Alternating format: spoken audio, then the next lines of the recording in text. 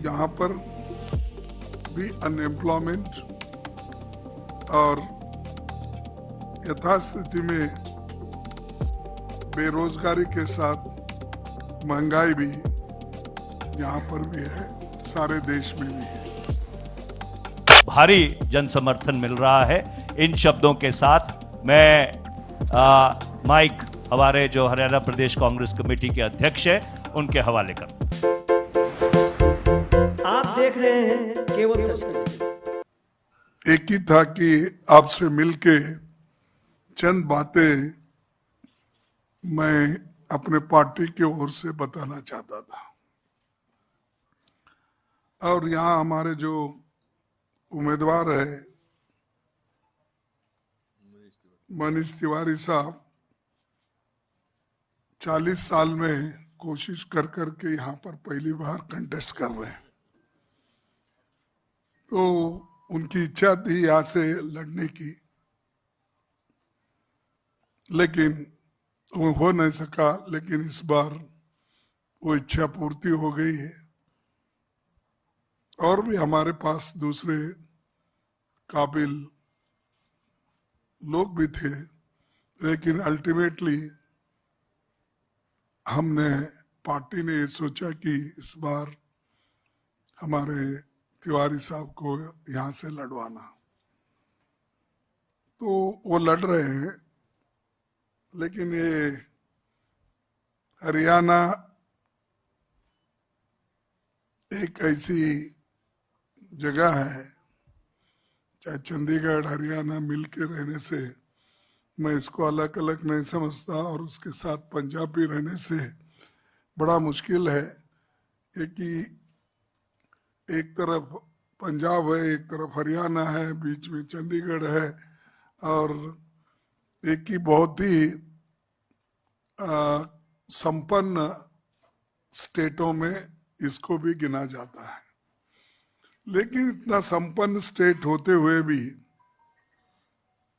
यहाँ पर भी अनएम्प्लॉयमेंट और यथास्थिति में बेरोजगारी के साथ महंगाई भी यहाँ पर भी है, सारे देश में भी है।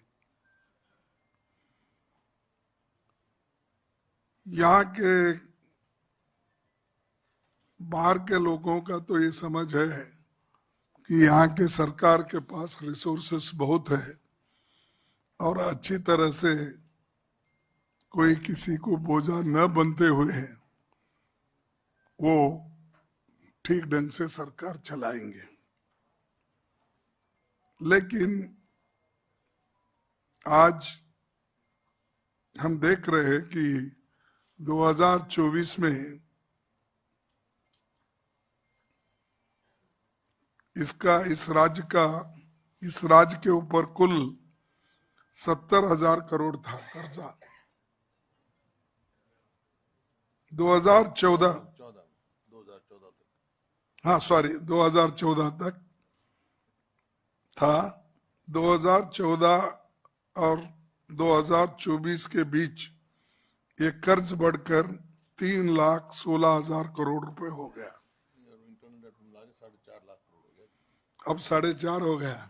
देखिए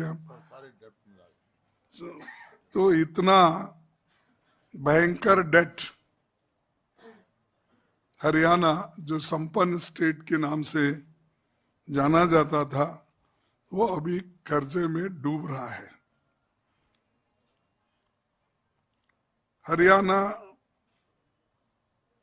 हमेशा तरक्की के रास्ते पे चलने वाला, आज वो रास्ता आज की सरकार भूल गई है। और हमेशा मोदी साहब तो यही कहते हैं कि मेरी डबल इंजन की सरकार है, और डबल इंजन की सरकार सब कुछ कर सकती है। और बहुत उन्होंने अपने उपलब्धियां तो नहीं गिनते, जो उन्होंने डेवलपमेंट किया उसका तो आंकड़ा नहीं देते, लेकिन कांग्रेस को जरूर गालियां देते। कांग्रेस को 1947 से जो जब तक नेहरू जी थे, लाल बहादुर से और इंदिरा गांधी जी थे, फिर उसके बाद में बीच में जब जनता गवर्नमेंट आई, उसके बाद में फिर राजीव गांधी जी आए, सोनिया गांधी और राजीव गांधी आए। आने के बाद इन्होंने जो डेवलप किया, जिसके बारे में तो वो कुछ नहीं बताते, लेकिन ये जो उनके 10 साल का है एडमिनिस्ट्रेशन, उसकी तारीफ बहुत करते हैं। मुझे समझ में नहीं आता कि मोदी साहब अपने डेवलपमेंट से वोट पूछने के बजाय कांग्रेस को क्यों बार बार गालियां देते, मुझे समझ में नहीं आया। टीवी में मैं जब थोड़ा सा फुर्सत मिलता है तो सुनने की कोशिश करता हूं। हर टीवी में अब उन्हीं का एडवर्टाइजमेंट है और हर घंटे में हर टीवी में उनका चेहरा दिखाई देता है। और उसके बाद में उन्होंने राहुल गांधी जी को क्या बोला, सोनिया जी को क्या बोला और प्रियंका जी के बारे में क्या बोला, और इनडायरेक्टली डायरेक्टली हमारे बारे में भी बचा कुचा रहे तो वो क्रिटिसाइज करते रहते हैं। ये उनकी आदत बनी है। और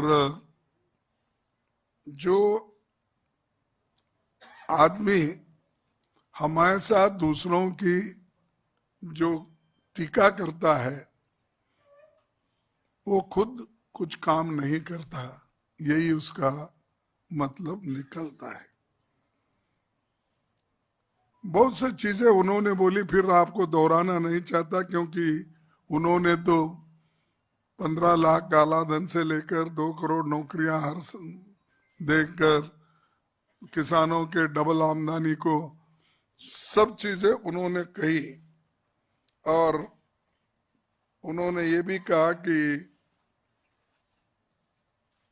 बहुत से जो लंबित थे, लटकना पटकना झटकना, ऐसा कुछ उनका एक वर्ड ही था, वो अब नहीं, मेरे जमाने में सब चीजें फटफट होती है, क्लियर होती है, ये हमेशा वो कहते हैं। और ये हरियाणा जैसे स्टेट में जो हमेशा मशहूर है, हरियाणा की एक सेक्युलर स्टेट भी है, और उसके अलावा 36 बिरादरी के लोग, 36 बराबर है ना? हाँ बिल्कुल।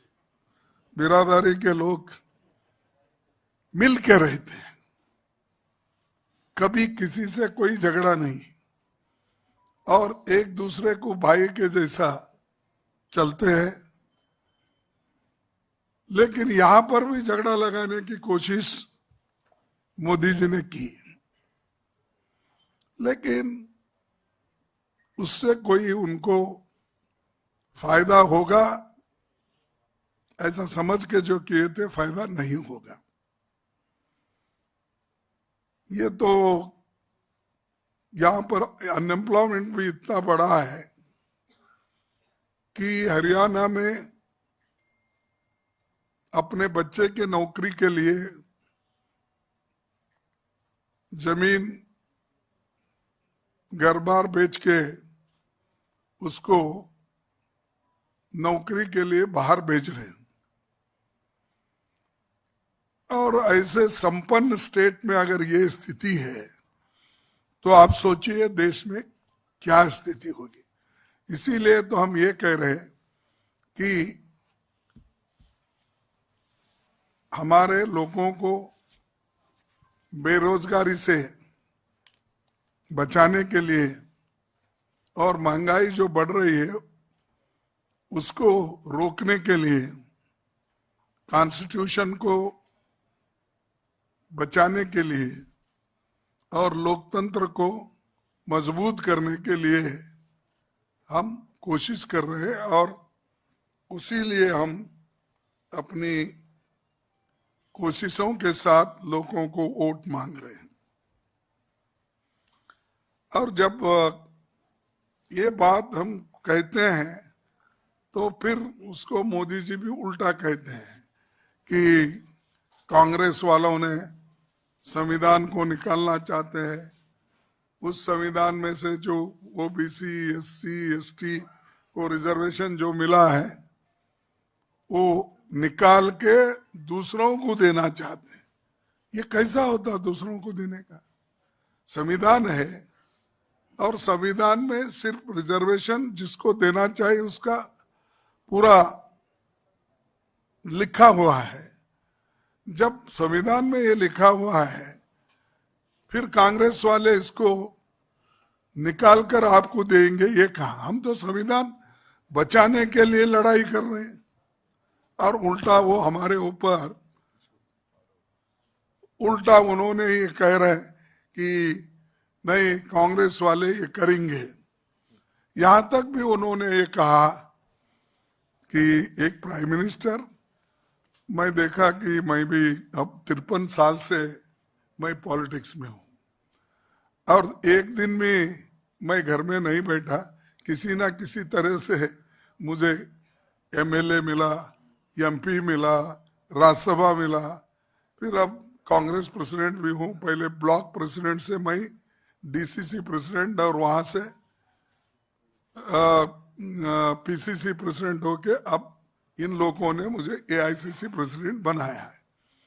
तो एक दिन भी मेरा ऐसा जायज नहीं गया। यानी तो मैंने देखा 53 साल में कईयों प्राइम मिनिस्टर्स को देखा और कईयों चीफ मिनिस्टर्स को भी देखा, कोई ऐसा नहीं बोला जैसा मोदी साहब बोल रहे हैं। क्या बोल रहे हैं मोदी साहब? देखो, वो जातीय जनगणना करके आपका एक्सरे करेंगे घर का, घर में जो कुछ भी है सोना चांदी और आपके घर में जो भी संपत्ति है उसका बंटवारा करेंगे। अरे हम तो 55 साल हुकूमत किए, कभी किसी के पास छीन लेके हमने किया? किसी का मंगलसूत्र हमने छीना? लेकिन प्राइम मिनिस्टर ऐसा बोलते हैं तो मुझे अजब लगा। और मनुष्य को कम से कम ये ज्ञान होना चाहिए कि क्या इमीडिएटली जो संविधान हमारे पास है उसके तहत जब हम सभी लोग चलने की कोशिश कर रहे हैं और उन्होंने उसके खिलाफ चल रहे, तो ये जो कहना कि एक्सरे करके तुम्हारे घर में सोना है, आधा सोना लेंगे, अगर आपके घर में 2 एकड़ जमीन है तो 1 एकड़ जमीन दूसरों को दिलाएंगे। और यहां तक भी बोले, मैं अहमदाबाद में था तब उनकी भी एक रैली चल रही थी और मेरी एक रैली भी उधर चल रही थी। वहां तो उन्होंने अजब कर दिया, अजब गजब क्या बोलते हैं, कर दिया। क्या है? देखो मेरे गुजराती भाइयों, आपको दूध देने वाले गाय भैंस ये जो भी है और अमूल को आपने जो दूध बेच के अपने घर चलाते हो, तो कांग्रेस वाले सत्ता में आएंगे तो आपके पास अगर 2 भैंस है तो 1 भैंस मुसलमानों को देंगे। आप सुने होंगे, पढ़े होंगे या देखे होंगे। तो ऐसा प्राइम मिनिस्टर बोलता है, मेरे को ताजुब लगा। तुम्हारे भैंस, तुम्हारी मंगलसूत्र, तुम्हारा सोना चांदी, ये सब ऐसा बोल बोल के कितने दिन बेवकूफ बनाएंगे आप? पहले तो बनाए आप बेवकूफ, जो 15 लाख काला धन ला के सबको दे तुम बोले, फिर 2 करोड़ नौकरियां हर साल दे तुम बोले, ये एमएसपी देने की गारंटी बोले, फिर डबल इनकम किसानों का बोले, सब चीजें बोले, एक भी नहीं करे। उसीलिए मैं हमेशा उनको बोलता हूं, झूठ मत बोलिए साहब। जो लोग समझदार है, आप इतना झूठ बोले तो लोग थोड़ी ही आपको मदद करेंगे। हुआ 10 साल तो मिले आपको जो करना था वो तो सत्यानाश कर दे। आपने ये भी कहा था सबका साथ सबका विकास, लेकिन सबका साथ तो लिए, लेकिन विकास किसका नहीं किए, सिर्फ वो सबका सत्यानाश कर दिए, क्योंकि डिमोनेटाइजेशन करके सत्यानाश किए। और यहां पर तो लोग नौकरी लिए जो तरसते, हमारे हरियाणा में एक दो अगर बच्चे हैं उनको, तो एक बच्चा मिलिट्री में रहता है, एक बच्चा घर का किसान का काम करता है, तो उनको भी उन्होंने गुमराह कर दिया। पंजाब में भी वैसा ही हो, उन्होंने उन बच्चों को ये अपना अग्निवीर का लालच बताया 4 साल के लिए। 4 साल के बाद वो क्या करना चाहिए? तो ऐसे चीजें उन्होंने युवाओं को बोलकर अपनी जो चाल चलना था चले। तो अग्निवीर 4 साल के था, अब उसके बाद बेकार होके रास्ते पे आए। अगर वो मिलिट्री में भर्ती करते थे, जितने वैकेंसीज है उस पर, तो वो परमानेंट रहते थे, उनको वॉलंटरी रिटायरमेंट मिलता था और उनको पेंशन मिलता था। ये सब खत्म किए मोदी साहब, इसीलिए लोग बड़े परेशान हैं। अगर हम सत्ता पे आएंगे, ये अग्निवीर को निकालेंगे, परमानेंट मिलिट्री में भर्ती करने का काम करेंगे। हमारे जो 5 न्याय है और 25 गारंटी है, हम करके दिखाएंगे। और इसको गठबंधन के जितने भी हमारे पार्टनर्स हैं, वो भी हमको साथ दे रहे, और हम दोनों मिलके बहुत से जगह लड़ रहे हैं, इसीलिए कि जो मोदी जी कर रहे हैं वो ठीक नहीं है, ये सबको तो पता चल रहा है। और एक बात आपको तो मालूम है, हमारे बहुत से नेता लोग जब घर घर जाते हैं या गलियों में भाषण करते हैं कि नारी न्याय स्कीम, जो एक महिला घर में सबसे बड़ी होती है, घर चलाती है, उसको 1 लाख रुपए सालाना देने का हमने वायदा किया है, वो निभाएंगे। पक्की नौकरी देने का वायदा किया है, हम निभाएंगे। और 30 लाख वैकेंसी सेंट्रल गवर्नमेंट में खाली है, और हरियाणा में 2 लाख से ज्यादा खाली है स्टेट में। आप सोचिए, ऐसा हर स्टेट का अगर आकलन करेंगे, आपको मालूम है कितने लाख वैकेंसीज है, और वो क्यों भर्ती नहीं हो रही, क्यों नहीं कर रहे? पहले ये जो खाली है ये तो करो, वो भी नहीं कर रहे। इसीलिए हम आएंगे तो ये जरूर करेंगे, पहले जितने भी खाली वैकेंसीज है वो भर्ती करेंगे। अब नरेगा स्कीम एक बहुत बड़ा स्कीम जो सोनिया गांधी जी ने और मनमोहन सिंह जी ने लाया था, तो उसकी जो मजदूरी है कम है। तो हम सत्ता में अगर हमको जनाधार मिला या जनता आशीर्वाद की, तो हम जरूर उसको 400 रुपए डेली बनाएंगे, और उसके दिन भी हम बढ़ाएंगे। उसी तरह से एक चीज जो अर्बन लेवल पे भी नरेगा जैसा स्कीम हम ला रहे हैं, और कहा कि यहाँ पर भी नौकरी बहुत मिलती नहीं, ठेले वाले हैं, छोटे मोटे लोग रास्ते पे सामान बेचते हैं, अनऑर्गेनाइज्ड वर्कर्स है, और ये अपने कॉन्ट्रैक्ट लेबर्स है, उसके बाद डेली वेजेस है।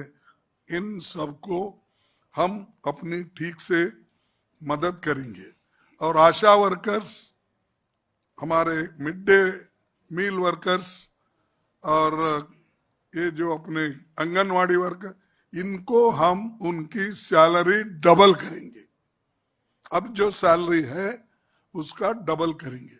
ये सब हमारे वायदे है, ये सिर्फ हवा में नहीं, हम बगैर बोले ही कई वायदे सोनिया गांधी जी के समय में, मनमोहन सिंह के समय में हम किए हैं। जैसा नरेगा स्कीम हो, जैसा फूड सिक्योरिटी हो, जैसा RTE हो, राइट टू एजुकेशन, RTE हो, और जो अपने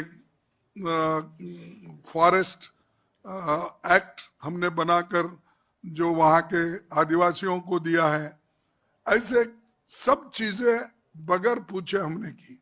और ये जब हम वायदा कर रहे हैं ये हम निभाएंगे। उसके साथ ही साथ आखिरी में हम पहले 5 किलो राशन देते थे, फूड सिक्योरिटी एक्ट के तहत। अब देने का हम 10 केजी राइस फ्री देंगे, 10 केजी, और ये हम निभाएंगे। अब कर्नाटक में हम कर रहे हैं, तेलंगाना में भी हम बढ़ा रहे हैं। उसी तरह से ऑल इंडिया लेवल पे जब हमारी सरकार आएगी गठबंधन की, तो ये चीजें हम करके दिखाएंगे। तो मैं इतना ही आपको कहना चाहता हूँ कि जितने भी हमारी गारंटीज हैं न्याय है, और जो कुछ हम कर सके पहले वो तो करेंगे ही। लेकिन मोदी जी जो इतने झूठ बोल रहे हैं, क्यों बोल रहे हैं मुझे समझ में नहीं आया। क्योंकि उनकी सरकार आने वाली नहीं है, उतना नंबर उनको नहीं मिल रहा है, इसीलिए हर जगह टीका टिप्पणी करते वो फिर रहे हैं और कोई डेवलपमेंट की बात कर रहे नहीं। तो इसीलिए हम चाहते हैं कि आपके माध्यम से इस बार गठबंधन को भारी बहुमत देके देश में प्रॉस्पेरिटी लाई है, देश में शांति लाई है, और देश में एकता की भावना रख के लोगों को आगे बढ़ने का मौका दीजिए। यही कह के मेरे 4 शब्दों को समाप्त करता हूं। अगर कुछ बोलना है तो साथियों, आपके सवालों का जवाब देने से पहले मैं चाहूंगा 2 मिनट हुड्डा जी भी अपनी बात रखेंगे।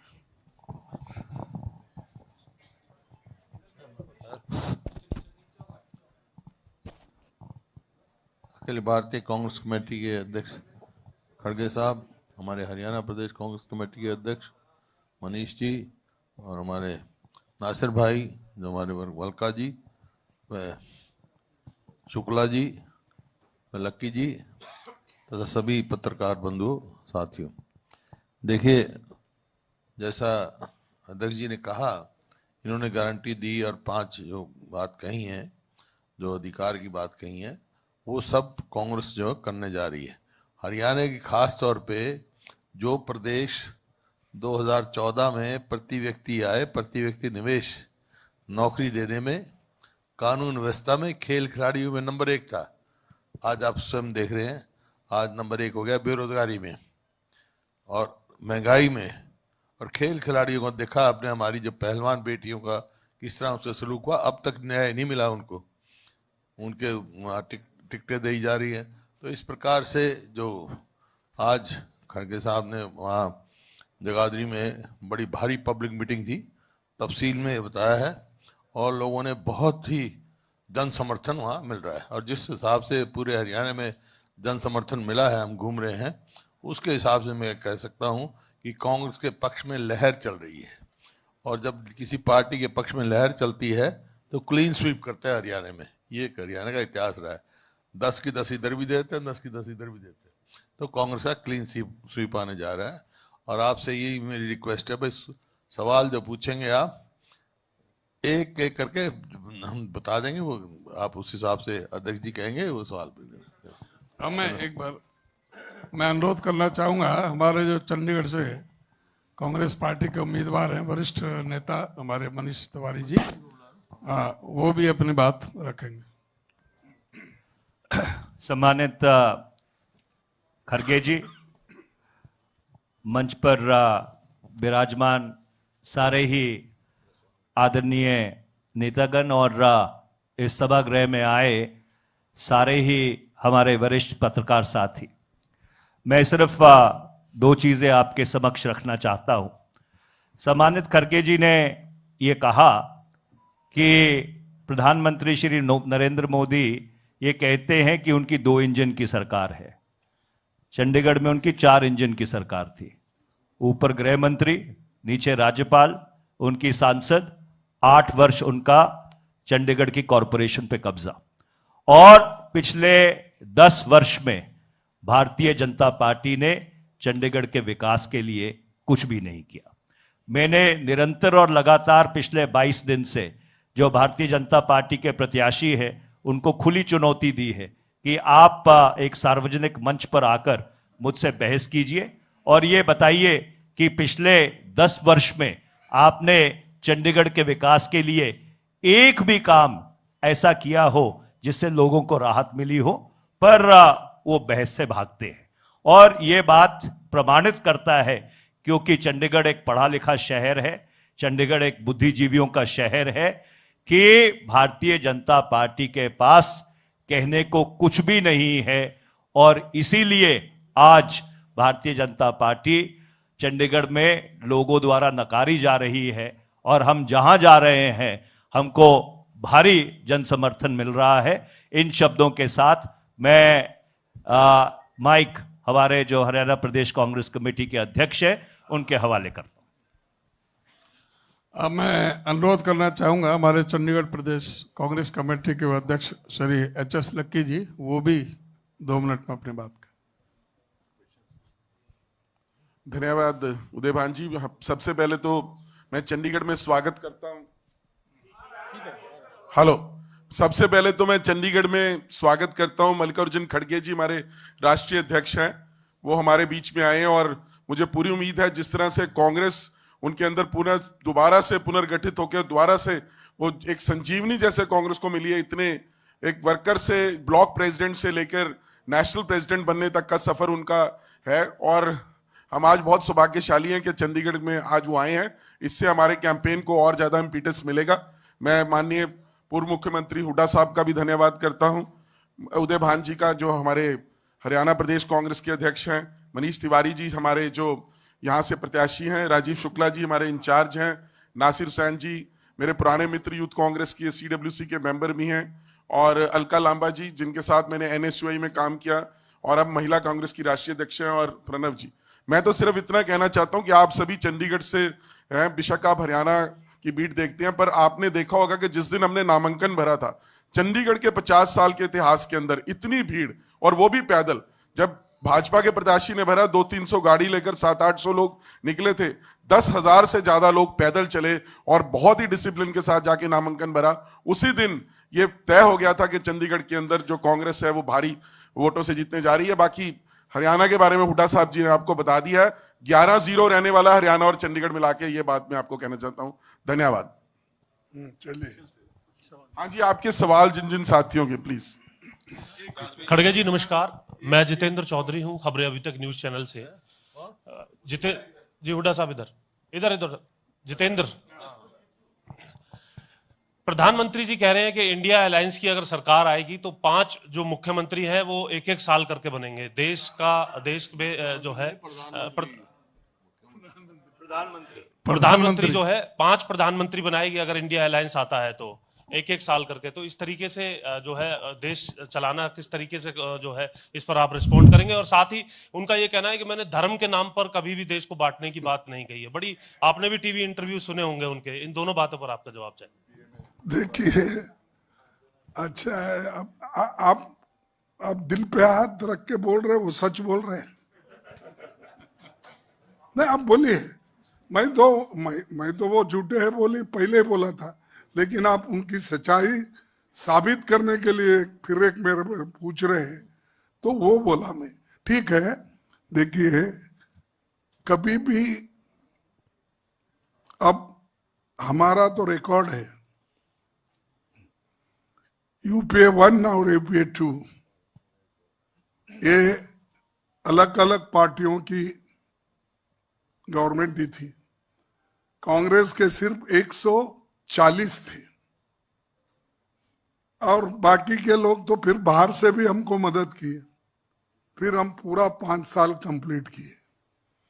उसके बाद हमको 208 मिले। उस वक्त भी चंद लोग फिर हमारे अंदर आए, हमारे साथ काम करे, फिर हम पूरे 5 साल चलाए। 10 साल एक ही प्रधानमंत्री, वो भी इस धरती में, पंजाब के धरती से आया हुआ व्यक्ति 10 साल इस देश को चलाया और आर्थिक स्थिति को बदल के उन्होंने दिखाया। ये 10 साल में